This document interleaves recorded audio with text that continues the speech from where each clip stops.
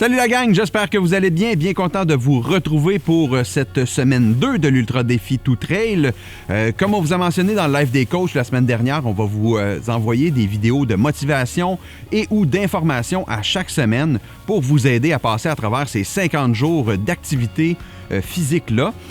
Cette semaine, on vous donne une capsule informative sur le système multicouche. Bref, comment bien s'habiller l'hiver pour profiter de cette merveilleuse saison malgré le froid. Je vous invite également, pour plus d'informations encore plus détaillées, d'écouter notre podcast qu'on a enregistré, Marie-Ève et moi, avec Isabelle Labrie. Je vous mets le lien en dessous, en tout cas, bref, à quelque part dans la vidéo pour que vous puissiez aller écouter ça sur Spotify ou Apple Music.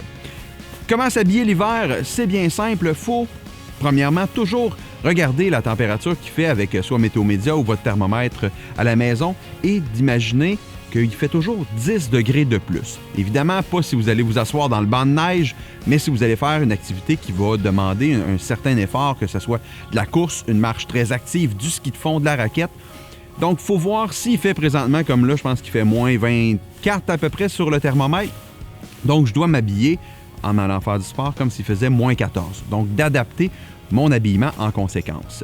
Le système multicouche, ce que c'est, en fait, c'est de mixer les différentes plures d'oignons de vêtements qu'on va mettre pour nous permettre de conserver notre chaleur et également de bien évacuer l'humidité. Parce que c'est là la clé l'hiver. Parce que si vous êtes trop habillé, vous allez avoir trop chaud. Puis à un moment donné, ce que ça va faire, c'est que vous allez transpirer, votre humidité va rester avec vous et c'est là que vous allez attraper froid dans une période, dans une section peut-être qui va avoir un peu plus de vent ou dans une section que vous allez être moins à l'effort, un effort qui va être moins soutenu.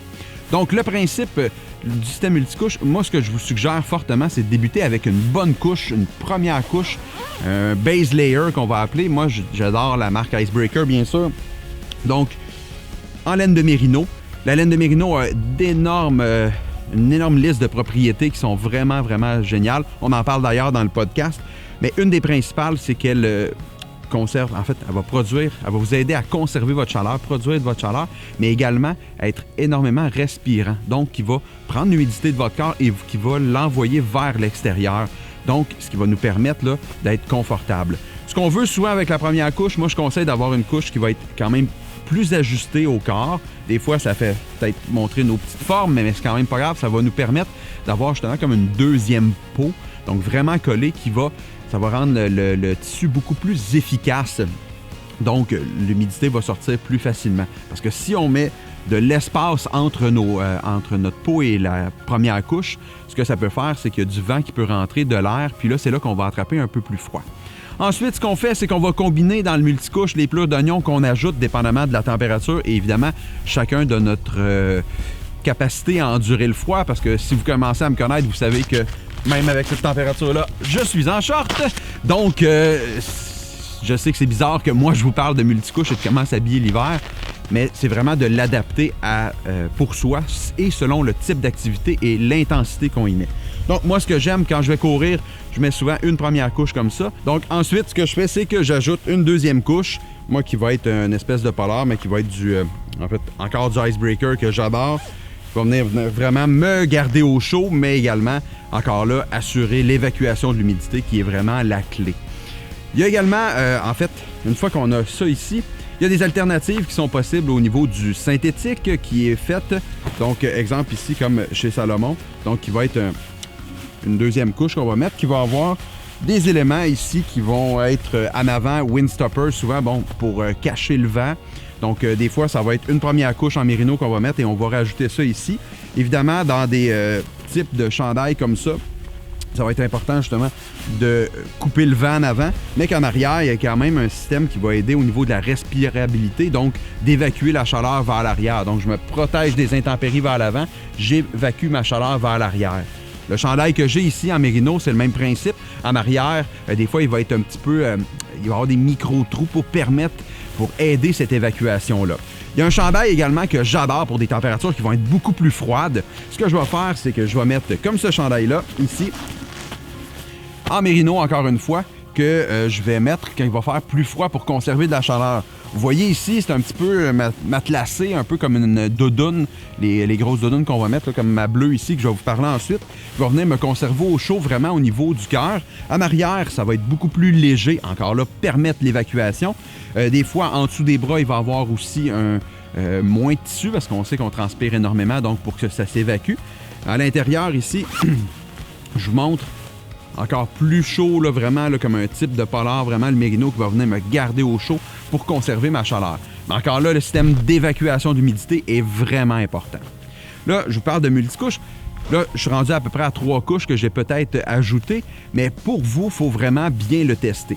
Quand vous allez sortir à l'extérieur, je vous le disais en début de capsule, si vous sortez à l'extérieur puis vous êtes confortable, vous êtes comme « Ah, je suis bien », vous êtes clairement trop habillé, il va faire trop chaud, aussitôt vous allez vous activer. Si vous sortez à l'extérieur puis vous avez grelotté, vous avez trop froid, peut-être qu'il en manque, donc c'est vraiment d'ajuster. Il faut sortir à l'extérieur puis être un petit peu inconfortable avec le froid, puis qu'on dit « OK, il est temps que je m'active », probablement que vous avez un bon habillement. Dépendamment des intempéries, on peut rajouter des couches supplémentaires à tout ce que je vous viens de vous montrer, dont, entre autres, la doudoune, qui est un manteau de duvet qui va venir vraiment nous aider à conserver notre chaleur. Il y en a des fois qui courent avec ça. Honnêtement, moi, je sais que je tolère bien le froid, mais je trouve que c'est vraiment intense parce que ça garde beaucoup la chaleur. Je sais, je reviens encore sur le ski de randonnée parce que j'adore ce sport-là. Puis je trouve que c'est un beau sport qui nous permet de bien comprendre le système multicouche. Quand on arrive en haut de la montagne, qu'on a eu très chaud à monter, faire notre ascension avec les pots, puis qu'on grimpe, puis qu'on arrive en haut, souvent, faut conserver notre chaleur avant de descendre pendant qu'on fait la manipulation de notre équipement. Donc, moi, ce que je fais, c'est que je sors de mon sac à dos une doudoune comme ça qui va venir garder ma chaleur que j'ai produite tout au long de mon ascension. Quand il y a des intempéries qui s'ajoutent, donc de la pluie, du vent, de la grêle, beaucoup qui peut arriver l'hiver ou de la neige, on va rajouter un soft shell qui est un manteau ici comme ça. Je vous montre là, Arc'teryx. Donc quelque chose qui va être souvent en Gore-Tex, qui va permettre encore là l'évacuation de l'humidité. Donc sortir, mais qui va quand même conserver notre chaleur et aussi de protéger des intempéries. Donc, s'il vente, la pluie, ça va vraiment être un coup de pouce. Mais en plus, souvent, c'est très léger. Ce qu'il faut comprendre aussi avec le système multicouche, c'est d'être capable d'en enlever. Donc, c'est important de...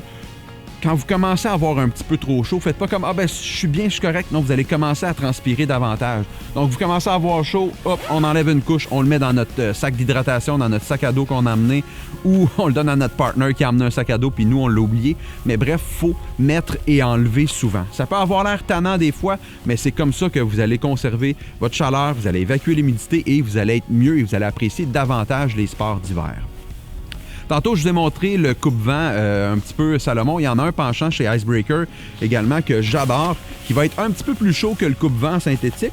Il va avoir un tissu qui va permettre de se protéger des intempéries. À l'arrière, encore là, vous ne pouvez pas le voir, là, mais des petits trous pour permettre l'évacuation de l'humidité. Puis, il va avoir également du Merino à l'intérieur pour nous aider à nous garder au chaud.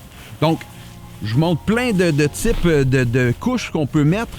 C'est vraiment de les adapter et faire des essais-erreurs. Mais le premier achat que je vous conseille pour bien vous équiper l'hiver, c'est la première couche en laine de Merino d'Icebreaker. C'est vraiment là que vous allez adorer et comprendre ce que le Merino peut vous faire, puis vous faire apprécier davantage les sports hivernaux. Tout ce que je viens de vous mentionner s'appliquait au tronc principalement. Ça va s'appliquer également aux jambes. Je sais, je vous ai montré mes shorts tantôt, fait que c'est un peu bizarre à comprendre, mais il y a le même principe, donc une première couche en laine de Merino et ensuite un legging qui va être coupe-vent et respirant vers l'arrière pour permettre d'apprécier nos sorties. Mais pour certaines personnes, comme moi, un peu moins frileuses, juste le legging de course ou de ski de fond peut faire la job, mais c'est vraiment encore là essai-erreur.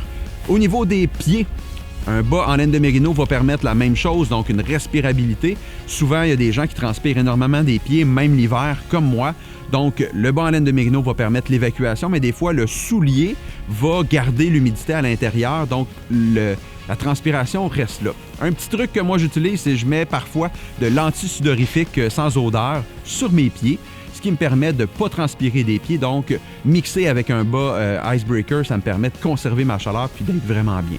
Un autre petit truc également, Jess m'a fait un merveilleux cadeau il y a quelques années parce que malgré tout, j'ai tendance à geler les orteils. C'est des petits bouts de pieds en néoprène qui se trouvent un petit peu partout là, sur Internet, qui fait vraiment une job incroyable pour protéger vos orteils. Les mains, même principe. J'utilise un soft shell par-dessus, puis en dessous, j'ai des gants en laine de mérino, donc qui va m'aider à conserver ma chaleur. Puis le soft shell ici va me protéger des intempéries, donc on ajoute un petit peu. Donc c'est vraiment la clé. Également, vous avez la possibilité, évidemment, pour garder vos petites mains au chaud, de traîner des chauffe-mains. Et on a un produit qu'on a découvert récemment qui s'appelle Hot Puck, qui est vraiment génial pour ça. En plus, c'est réutilisable, donc des petits chauffe-mains réutilisables que vous pouvez transporter dans vos poches, dans votre veste d'hydratation, pour garder vos mains au chaud quand c'est le moment. Il y a également des cache-cous qui peuvent être utilisés, donc des adaptés, des mettre en bandeau, de se protéger. Mais encore une fois, on a tendance des fois à les rendre trop mouillés rapidement. Gênez-vous pas pour enlever toutes ces couches-là. Donc, j'espère que vous avez apprécié ces quelques conseils sur l'habillement hivernal. Si vous avez des questions, gênez-vous pas, écrivez sous la vidéo. Ça va nous faire plaisir à Marie-Ève et moi de compléter les informations. Et écoutez également le podcast avec Isabelle Labrie pour en apprendre davantage. On se revoit très bientôt, gang. Ciao! Nous sommes Tout Trail.